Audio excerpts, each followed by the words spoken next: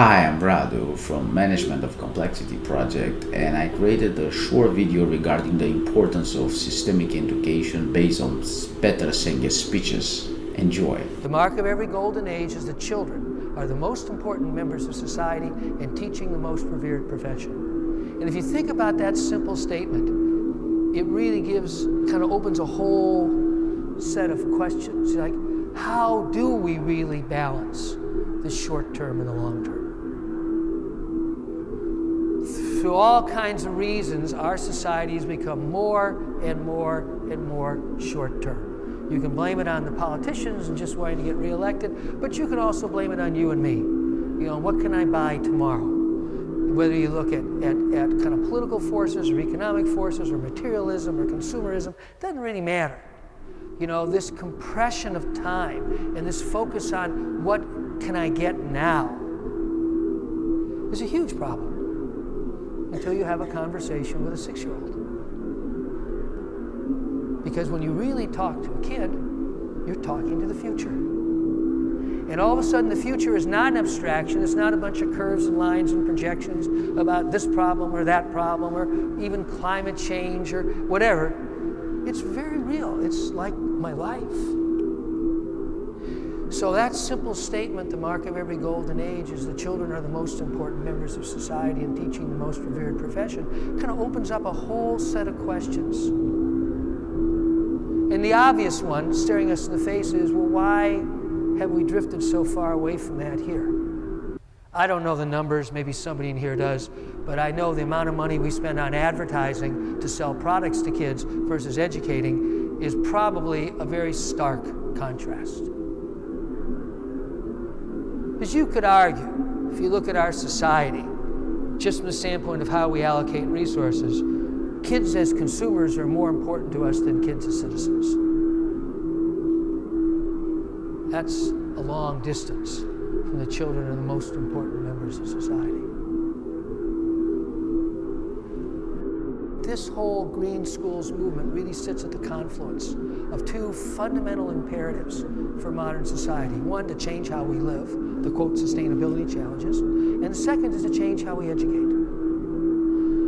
The industrial age school, and that's the only accurate label to give it, is still the school we've got today. I mean, think about it. Why would anybody organize a school as grade 1, grade 2, grade 3, grade 4, grade 5, grade 6, which of course what it was originally was 1 to 6. Why would somebody organize a school like that? Well, obviously every child learns at the same speed, right? So they should all move in lockstep, you know, through one grade to another. That's not too good an assumption. Oh, well, it's just natural to organize your curriculum in these rigid blocks so that everybody should study the exact same thing at the exact same time. Oh, that's a pretty dumb idea.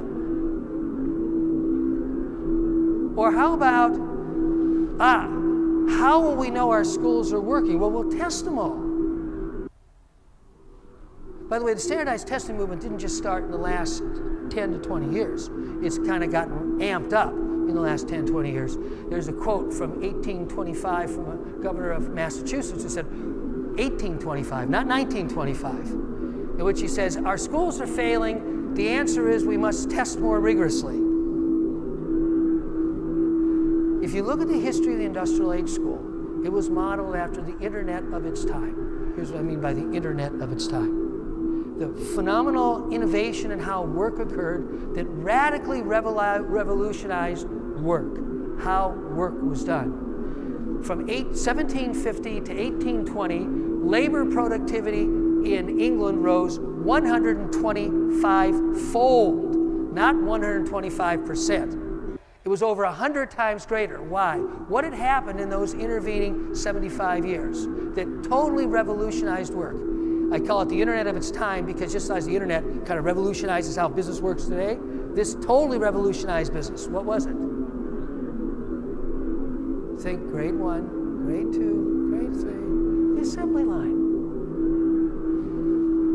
The modern school, which is about 200 years old, was explicitly modeled after an assembly line. It was not an accident. It was very conscious, very intentional. And if you could put yourself in the shoes of people saying, hey, we have this growing urban population, the industrial age is really upon us, factories are here, we should have some uniform education for everybody, so what? They could go to work in the factories.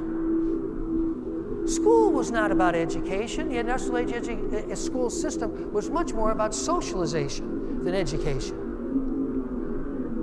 That's why they literally had bells on the walls to get kids used to going, minute by minute, hour by hour, according to a rigid process from A to B to C to D to grade 6. You're out of there and you're into the factory. Now that all seems like a long time ago, but really, if you look at how much the world, you look at how much business has changed. I spent a lot of time in modern factories. Guess what? They don't look like factories 200 years ago at all, particularly in really innovative industries. If you look at how much the world has changed, you look at how much school has changed, guess what? What are you struck by? Which of the two has changed vastly less? I think in most of our school systems, we still have grade 1, grade 2, grade 3, grade 4. And by the way, we still judge how kids are doing by a standardized assessment. Think about an assembly line. There's only two things that define a good assembly line. How fast is it and how uniform is it? You don't want everything coming off the assembly line to look a little different. That's a bad assembly line. And you want to maximize productivity. Guess what two imperatives are baked in to the industrial age school? Standardized assessment of learning, and if we can do it faster, it's better. And if we can do it with less productivity, with a higher productivity, it's better. So I just use this to illustrate. These are deep issues. And in some way, to me, they're just as critical as the sustainability issues. Because in a way, and this is what that old Chinese proverb is all about, in a way, school defines society. And then all of a sudden the stories emerge. And then all of a sudden you see it's real. And then all of a sudden the kids' voice are starting to come out. The video I use more than any other is 3 little boys, 5-year-old, 6-year-old boys, sitting around a feedback loop they drew. Because one of our kind of cornerstone ideas is if we really want to transform schools, we really want education for sustainability, green schools, systems understanding must be fundamental. Because that's kind of what's missing. Whether you look at climate change, destruction of ecosystems, the creation of poverty and inequity in the world, guess what? These are all systemic phenomena that arise very predictably by the way we live, but not what anybody wants. Because the larger systems at play are driving us this way, even though our values and our genuine aspirations would take us this way. No one wakes up in the world wanting to destroy species, right? Or ecosystems, right? But look what we're doing. Because the larger systems that we've created produce those outcomes very predictably. These 3 little boys are sitting around a table because they have a problem in their life. They're having fights on the playground. And they came in from lunch one day, and their teachers are getting on their case, and they're worried their parents are going to get pulled into school. Every time they go to break, they have these fights. And they draw a feedback loop. And the feedback loop is a little circle of things causing each other, has 2 words, 2 key variables, mean words and hurt feelings. And teacher walked by and said, hey, would you explain me what your picture is? And they said, oh, well, we're trying to understand this system we've created that's leading us to have fights in the playground. These are their words. And we're looking for where the leverage is. Their words. 6-year-old boys. And then one of the boys says, well, you see, first we have mean words, then we have hurt feelings. And then when we have more hurt feelings, we have more mean words. And then we have more mean words, and then we have more hurt feelings, then we have more mean words, and then a fight breaks out. Then one of the other little boys goes, well, we tried saying I'm sorry, but we actually don't think that's very high leverage. And then another little boy is pointing his diagram says, well, we tried this and that's crossed out, we tried this and that's crossed out. None of those seem to really make a difference. But we're still looking. And the next time we have a fight, we're going to try this. I've shown this video to a lot of audiences, and I'll tell you the most common comment I hear in this country is, can we take those kids to Washington? They seem to demonstrate an ability to talk, respectfully, with enormous differences in view about a really common, complex issue that we really need amongst the people who we elect into our governments.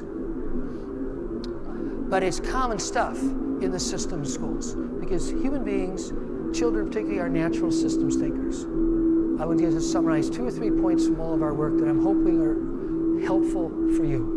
Human beings are natural systems thinkers. Children are born to think systemically. We do grow up in families. We do hang out in communities. We walk on streets. We play in playgrounds. We live in a world of interdependence. You think nature would have designed a species fundamentally inimical to nature? Nature is interdependence. Human beings have immense innate abilities to understand interdependence. And when you see it in the 6-year-olds, you kind of go, wow.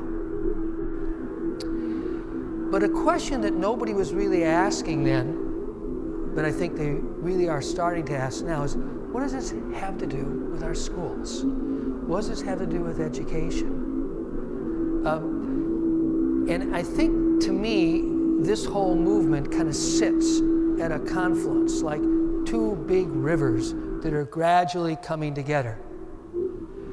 One is, we'll just call it the sustainability challenges we face. And again, I'm always kind of a little bit reticent to use these big words, because again, they mean so many different things. But I've said it: food, water, energy, waste and toxicity, and the growing gap between rich and poor. That's it. You can use whatever label you want.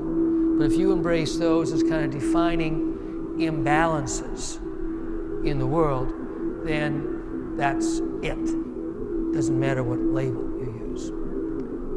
But the other big river is the fundamental need to reinvent education. And the way I see this kind of whole green schools movement is it is the gradual shaping of how those 2 deep imperatives for change come together.